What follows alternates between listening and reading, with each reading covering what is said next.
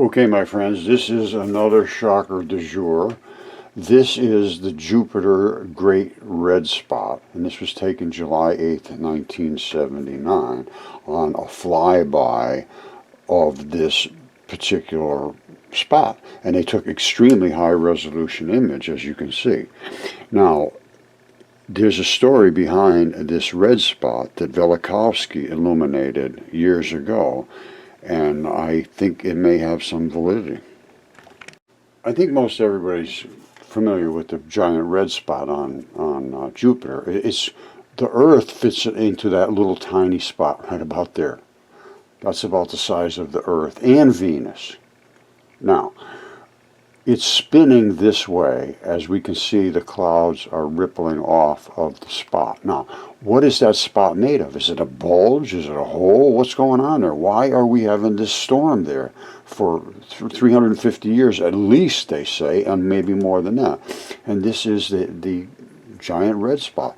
Let's examine it closely. Okay, I am going to get into some anatomical discussion about female anatomy. I just put this up here to cover it for a second. So if you're going to be adverse to that, or you have kids, or you don't want to see this, this is nothing more than the red spot on Mars. I mean on Jupiter. But I believe it's also a vagina. I'm just telling you that right now. The ancient texts say the feared god Jupiter gave birth to Venus, which is what caused our catastrophe on Earth. And this, I believe, is exactly where it came from. And that, my friends, is about as close to a vagina as you can get.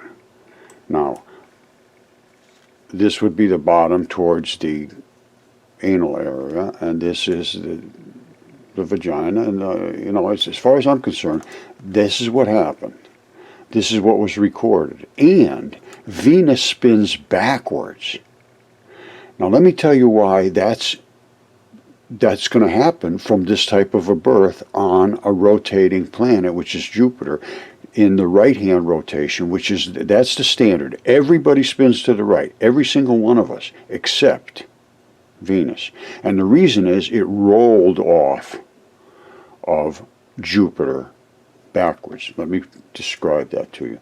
But, you know, let me just show you what the anatomical version of the vagina looks like. I mean, it's hard to not understand what you're seeing there. Now, this is an anatomical version of female anatomy. And when I was looking at the clouds, Jupiter spins like this. And the clouds ripple off of this area. And I realized, I said, it has to be a mound that's forcing it to spin past it, or it has to be a depression where it's being sucked down in and spinning over that way. It happens to be both. This would be a mound and a depression at the same time, and we can see that in that very, very good close-up. All right, so here's how I started to understand this. This is the size of the Earth, which is virtually the same size as Venus. That obviously is the red spot behind it. Now, you see the clouds are coming here sort of straight, and then all of a sudden they do this. That's why I say there has to be a mound or a cavity there, and there really is both. And that is where it starts to swirl, and that is where I started to pick up and understand and look deep into the vagina. I mean, and that's what it is.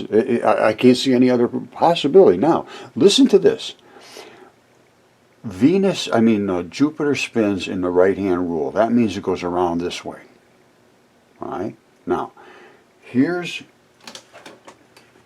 Venus erupting from the spinning Jupiter. As it came out, it would roll back this way. It would be forced to roll this way, and it would go spinning away in this direction, this way. Well, what is that? That's going this way, backwards. It's supposed to be going the right-hand rule. It's going in the left-hand rule.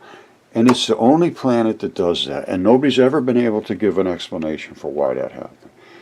This is it right here. And in the ancient text, it says the feared god Jupiter gave birth to the fiery comet Venus. And at that time, it was a comet turned into a planet as it settled down. Okay, this is extremely interesting. I made a mistake when I said Venus was the only planet that spun backwards. Uranus does a very similar thing, only it's laying like on its side. So instead of spinning down this way, it's spinning like this way, only backwards. Now, Uranus was one of the primordial gods, and he was mated with Gaia every night until they castrated him, the Titans and so forth. You have to look into this deeply, but this becomes extremely interesting. Uranus has 27 known moons. 27 moons now. Listen to this. Most of the satellites orbiting other planets have names from Greek or Roman mythology. Not Uranus. Uranus moons are unique because they're named for characters in the works of William Shakespeare and Alexander Pope. All of Uranus' inner moons appear to be roughly half water and half rock. The composition of most outer remains unknown, but they are likely captured asteroids. No, they are from a collision of that planet, tipping it on its side, throwing all of this debris out. Look at this. The rings, it has 2 sets of rings in addition to, 27 moons or whatever, 27 moons, and it's got like 6 rings. They're all dust and size particles, and that's what happens. It's the specific gravity of those particles. The bigger ones will be in closer, and the smaller ones will be out further, that type of thing. And because all of its moons are named now, just recently, they obviously weren't there when they named all the other moons, because all the other moons in the solar system have names that are like Tethys and Mimas and all of these Iapetus, and they're all of the ancient Greek gods.